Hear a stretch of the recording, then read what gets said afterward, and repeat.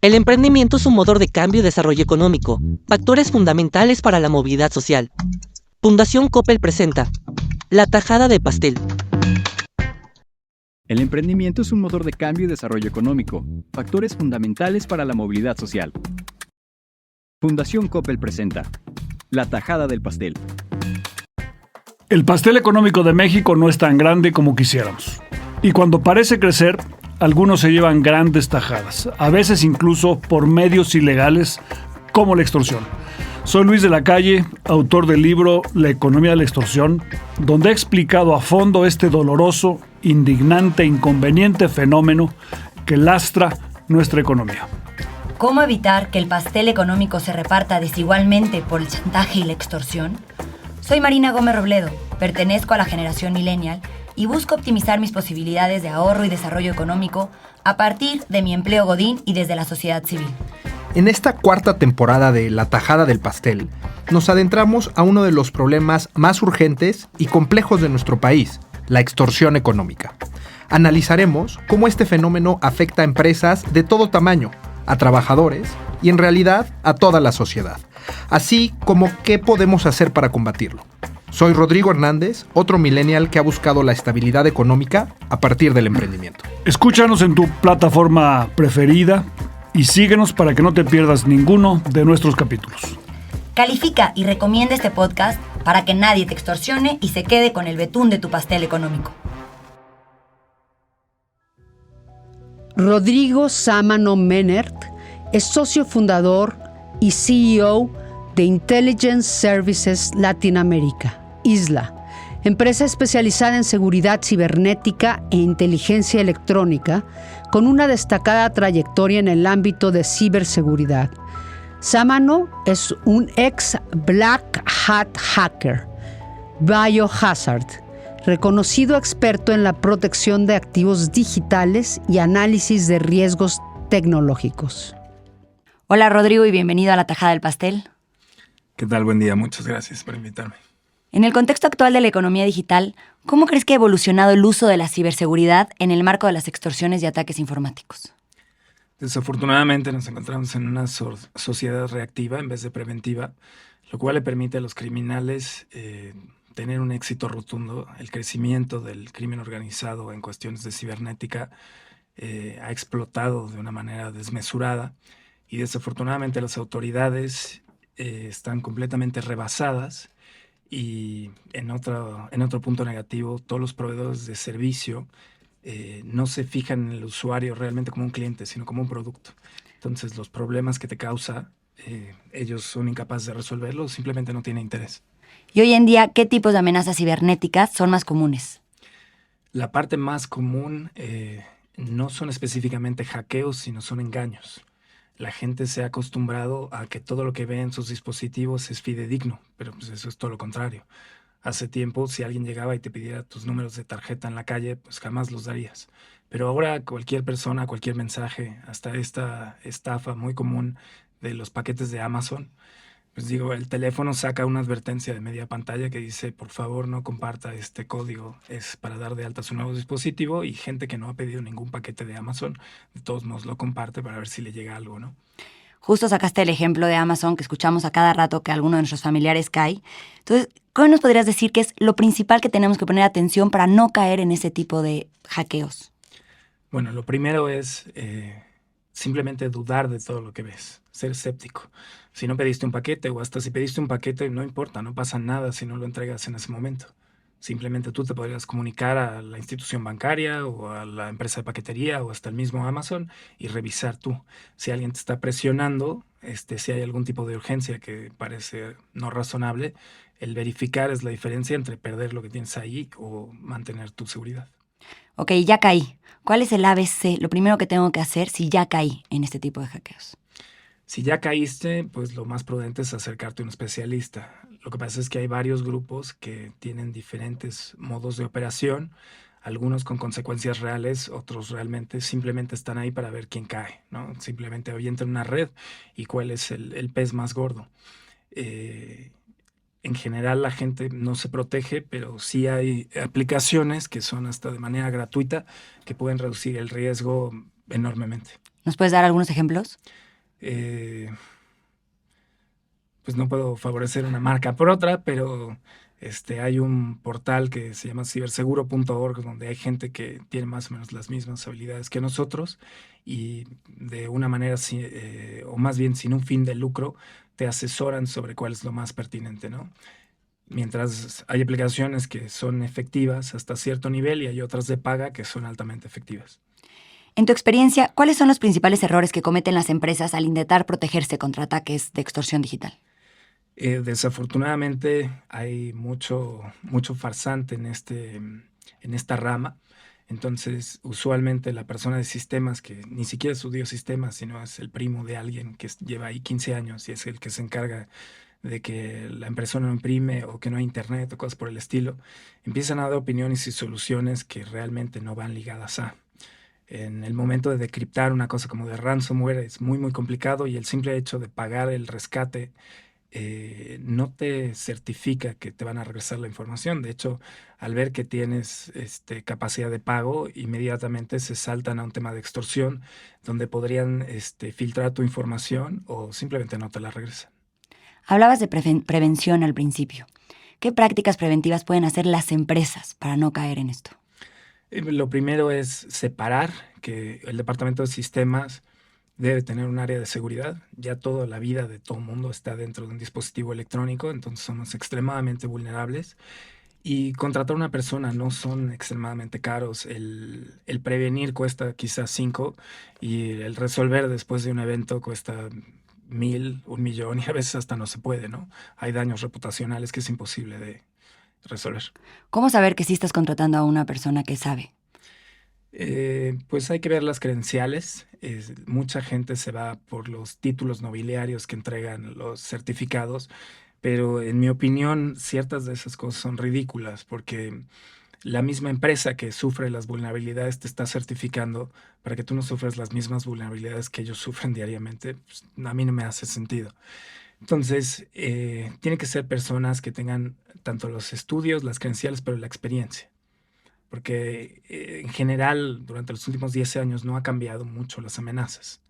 Lo que sí cambia es el efecto que tiene, porque nosotros cada vez dependemos más y todo está ahí. Hay gente que de pronto realiza respaldos sobre la misma red. Entonces, cuando reciben un ataque, los mismos respaldos quedan infectados. ¿Cómo afecta la extorsión cibernética, como los ataques ransomware o secuestro de datos, a la economía de las empresas y a los gobiernos? A los gobiernos no sabría decirte, pero a las empresas los meten verdaderos problemas. Hay empresas que simplemente de la noche a la mañana, digamos un domingo por la noche al lunes en la mañana, no pueden operar, ni siquiera la computadora del asistente que está en la entrada puede atender. Pierden acceso a su contabilidad, todos los procesos, contacto con clientes, los para un alto total. Y te tenemos que preguntar, como ex hacker, ¿cómo ves el papel de los actores cibernéticos maliciosos en el mundo de la extorsión digital y qué motivaciones están detrás de estos ataques y quiénes los financian? A partir de la pandemia esto se volvió un tema casi institucional o nacional. Hay muchos lugares, por ejemplo en Asia, donde hay fábricas de, quizás pensamos que la esclavitud ya no es lo mismo, pero tienen a personas sentadas que se dedican a hacer fraude 24 horas, ¿no? Entonces, con la inteligencia artificial y con todo lo demás lo hace más simple, pero la industria del fraude se ha vuelto muy fácil el no tener consecuencias. Los bancos no entregan la información. Cada vez que, digo, en el pasado, algún tema de rescate, lo que sea, te pedían efectivo, joyas, relojes, lo que sea, y había que aventarlos a algún lugar. Ahora es, oye, deposítame a mi cuenta. ¿Cómo deposítame a mi cuenta, no? Y además el banco tiene en tiempo real, cada vez que tú abres cualquier aplicación, cuál es tu geolocalización. Tú te acercas a una institución financiera y le dices, oye, ¿sabes qué? Necesitamos esta información, o ya se hizo la denuncia, me extorsionaron, cualquier caso, ¿no? Y el banco simplemente se protege diciendo, soy una institución financiera, si tienes algún problema, acércate a las autoridades.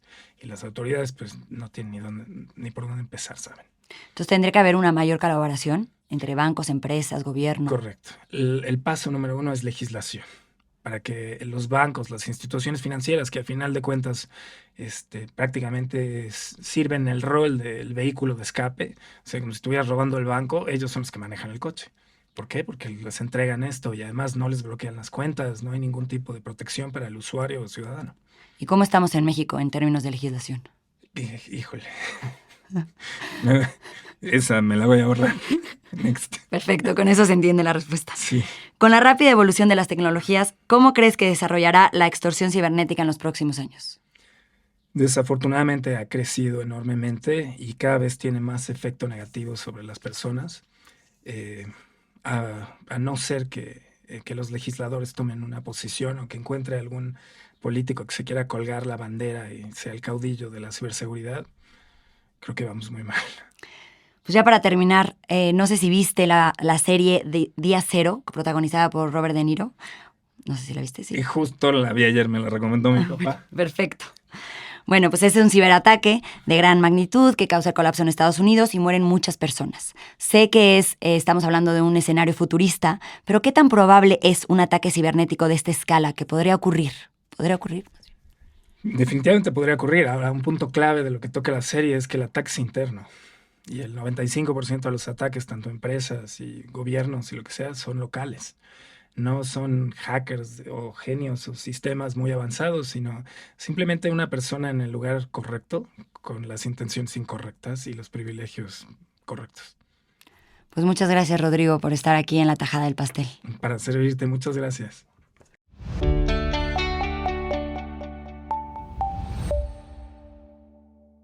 Hola, Marina, Luis. Hola, Gusto saludarlos. ¿Cómo estás, Rodrigo? Marina, ¿cómo estás? Igualmente. Pues hoy vamos a hablar de un tema que a mí personalmente se me hace muy interesante y creo que también es muy importante para todas las personas que los escuchan, y es el papel que juega el ecosistema digital en la extorsión. Entonces, me gustaría, comenzando con 2 preguntas introductorias. Luis, para ti, ¿cómo definirías la ciberextorsión? ¿Y crees que es una amenaza emergente o que ya está aquí para las pymes mexicanas? Ya está aquí, ¿no? O sea, la extorsión a través de medios digitales ya es un hecho, existe, ¿no? No necesariamente están expuestas más las pequeñas empresas, sino un poco las más grandes, porque los hackeadores lo que hacen es meterte a tu sistema y amenazarte de que te van a dejar sin sistema, a menos de que les compenses con un pago, ¿no? Entonces, es una extorsión a distancia, pero que puede ser muy eficaz y que sí es prevalente, ¿no? Amén de los fraudes que hay en el sistema financiero, pero si la ciberextorsión se refiere precisamente a eso, a dejarte sin la posibilidad de operar, ¿no? Pero Y por otro lado, las herramientas digitales pueden ayudar a la prevención de la extorsión, ¿no? Las plataformas digitales juegan un papel muy importante para que no seas sujeto a la extorsión, ¿no? Porque hay que recordar que la principal condición que permite la extorsión es el poder monopólico. Entonces, cuando tú no tienes opciones, eres mucho más sujeto de extorsión. Cuando no tienes opciones, pues te puede explotar alguien, ¿no? Te puede explotar un familiar, te puede explotar un líder sindical, te puede explotar una autoridad, cuando tú no tienes opción. Cuando hay opciones, el explotador tiene mucho más dificultad de extraerte una renta. Al participar en las plataformas digitales, se multiplican tus opciones y por lo tanto tienes menos posibilidades de extorsión. Eso es en la parte positiva. Pero por el otro lado, en la medida en la que tú eres dependiente del uso de la tecnología, entonces te vuelves potencialmente extorsionado. La solución al final del día es la misma, la redundancia. Si tú tienes capacidad de escoger y entre un sistema y otro, entonces la extorsión es mucho más difícil, porque tú puedes cerrar el sistema donde están extorsionando y utilizar el otro. Pero si eres monodependiente y solamente dependes de un sistema digital, en ese momento eres potencialmente sujeto a extorsión. Y en México, con los niveles de desigualdad que tenemos, ¿cómo podemos utilizar para bien las herramientas digitales, la inteligencia artificial, la automatización de trámites, que sé que eso puede reducir la extorsión, con niveles tan desiguales como los que tenemos cuando mucha gente no tiene ni acceso a datos? La tecnología funciona, si se utiliza de una manera correcta, como un apoyo para poder saltar obstáculos que de otra manera no podría saltar, ¿no?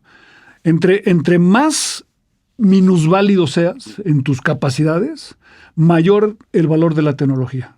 Por eso es tan importante asegurar que todo el mundo tenga acceso a la banda ancha, ¿no? Porque tú si perteneces a una familia relativamente desfavorecida, pobre, la tecnología te va a dar acceso a educación si tienes talento o para desarrollar talentos que no tendrías tú de otra manera. Puedes volverte un gran músico tocando el piano en un instrumento a distancia y tener maestros de música, ¿no? O puedes tú tener acceso a conocimientos para lo que tú quieras o para conocimientos para poder hacer una pequeña actividad económica, el aprendizaje a través de los demás.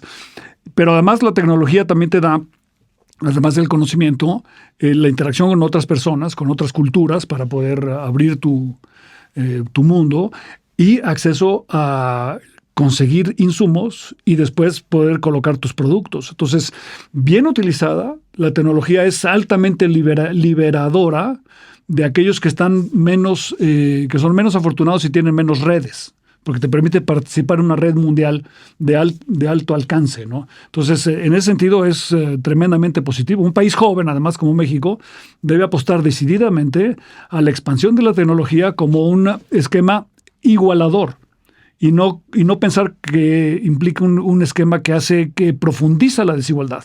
Porque no todo el mundo requiere ser programador.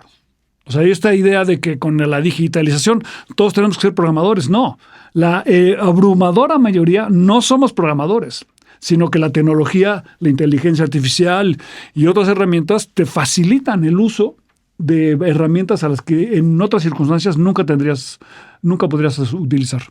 Ahora, un componente importante también para evitar la ciberextorsión es la prevención.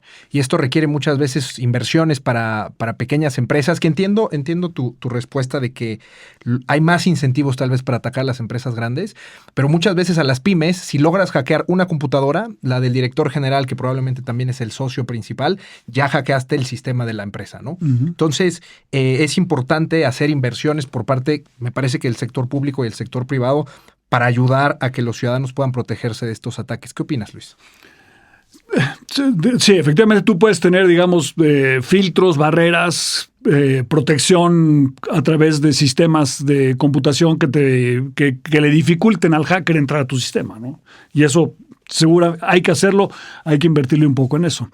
Pero hay otra solución que es tener un sistema redundante alternativo. O sea, que tú puedas dejar de utilizar tu sistema, tu computadora, y utilizar otra donde vas a tener redundancias que no están conectadas entre ellas para que no puedan hackearte ambas al mismo tiempo. Entonces, se requieren las dos cosas.